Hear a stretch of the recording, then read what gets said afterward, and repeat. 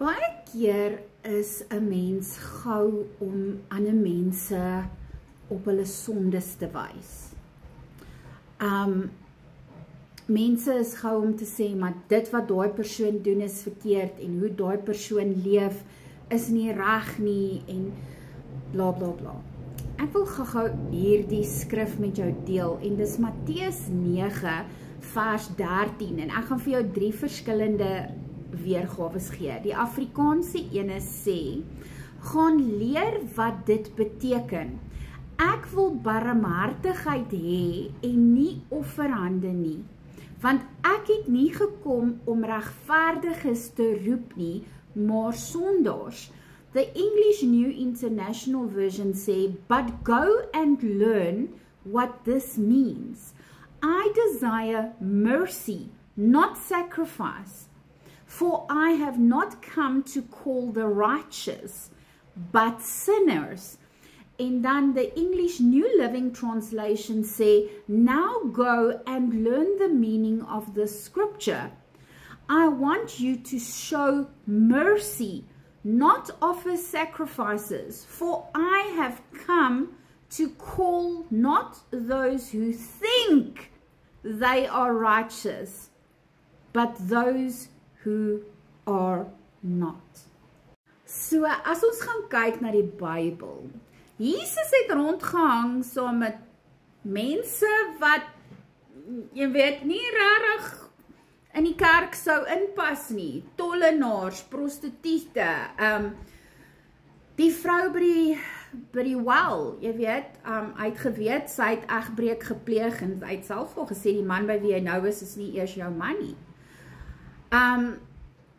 Jesus het nooit weggedraai van mense af, oor hulle sondes nie. Hy het nie die sonde goedgekeur nie, maar hy het nooit weggedraai van hulle af nie. Ons moet onthou, dat die kerk is nie 'n plek vir volmaakte mense nie. Mense in die kerk is nie volmaak nie.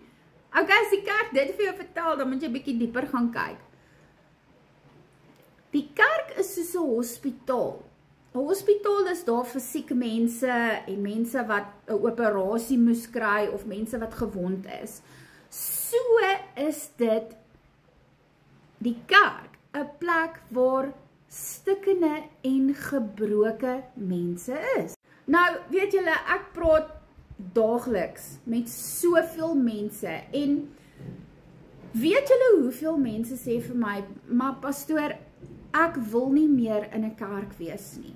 En dan as ons daaroor begin praat, dan kom dit uit hoe die kerk en mense in die kerk ander mense seer gemaak het. Hoe?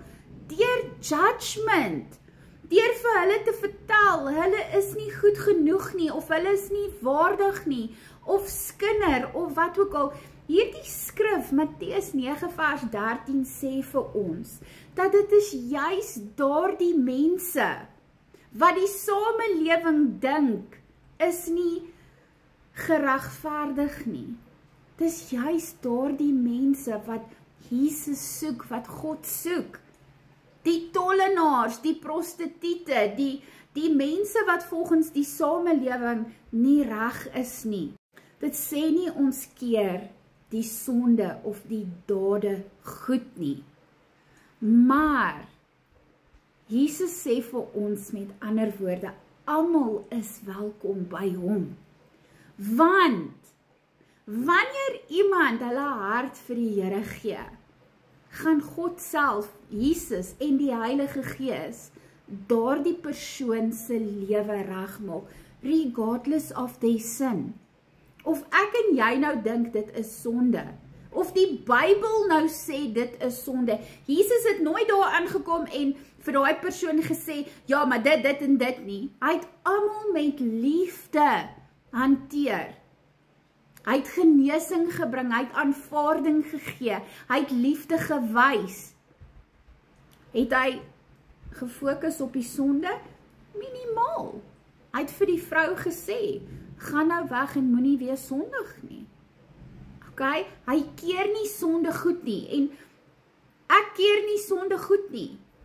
Wat ek sê is, ons is veronderstel om almal met liefde en aanvaarding te hanteer, soos wat Jesus dit gedoen het. Jesus het nooit iemand weggewys nie. Weet julle hoekom is mense nie meer in kerke nie?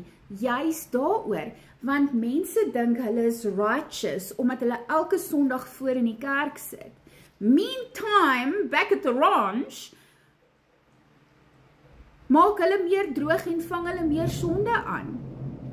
Ek was in 'n kerk gewees wat hulle het awesome worship gehad. En ewe skielik het die kerk net ten gronde gegaan.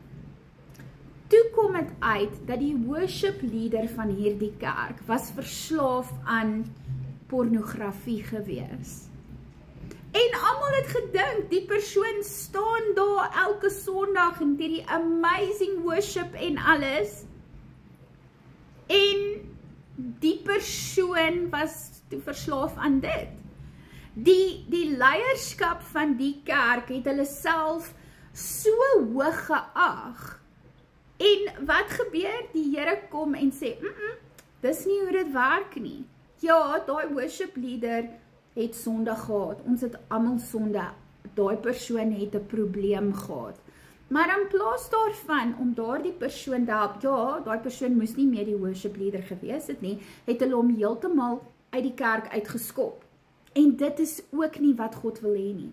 Vat dan weg daai persoon se bediening, area, maar hanteer dit met liefde, bid vir daardie persoon, help daardie persoon. Maar soveel mense vandag, al wat hulle wil doen, ek sien dit op my video's, mense wil net 'n eier lê. Hulle wil net hulle opinie gee, want my opinie is tog so belangrik. Julle, die Here worry nie oor jou opinie nie. Okay, ek wil jou nou nie teleurstel nie, maar jou opinie maak nou nie vir die Here saak nie. Wat vir die Here saak maak, sê hy vir ons. Offerhandes, maak nie saakie. Jy kan so holy probeer wees as jy wil. Jy kan miljoene rand vir die kerk gee, dit maak nie saak nie. Wat God van ons wil hê, is dat ons naaste sal lief hê. Sonder judgment. We don't have to approve of the sin to love the person. En ek dink baie mense moet bietjie gaan selfondersoek doen. Want baie mense het hierdie judgmental gees. En wanneer jy so is, dink jy jy's beter as ander. Ek ken baie mense wat opregte Christene is, wat 'n verhouding met die Here het, maar hulle is gay. En baie kerke wys hulle, wat jy kan nie in ons kerk wees nie, want jy is gay. Hoekom nie? Dis juist daardie mense wat ons daar wil hê, want baie gay mense is deur geweldige trauma in die kerk, baie seer kry in hulle families. Dink jy regtig dat iemand kies om gay te wees, as hulle weet, ek gaan gejudge word, ek gaan sleg gesê word, ek gaan geboelie word? Nee, niemand kies dit nie. Okay, mense wat trans is, hulle het dit nie gekies nie. Keer ek dit goed? Nee, dis nie wat ek sê nie. Ek sê nie, dit is nou ewe skielik reg nie. Al wat ek sê is, dis nie my plek om te judge nie. Wat verwag die Here van my en van jou, is om mense met Jesus liefde te aanvaar en hulle reg te leer. God self sal in mense werk. Dis waarvoor die Heilige Gees daar is. Hy oortuig jou hier in jou hart van jou sonde, van dinge wat verkeerd is. So get off your high horse. En hou op om ander mense te judge. Begin eerder bid vir jou eie hart. En bid vir daai mense. Here, ek verstaan nie wat hierdie persoon deurgaan nie. Ek verstaan nie hoekom hierdie persoon so is nie. Maar Here, ek bid vir my boetie en my sussie. Doen alles in liefde soos wat Jesus Christus dit gedoen het. Mag jy 'n geseënde dag hê. Shalom.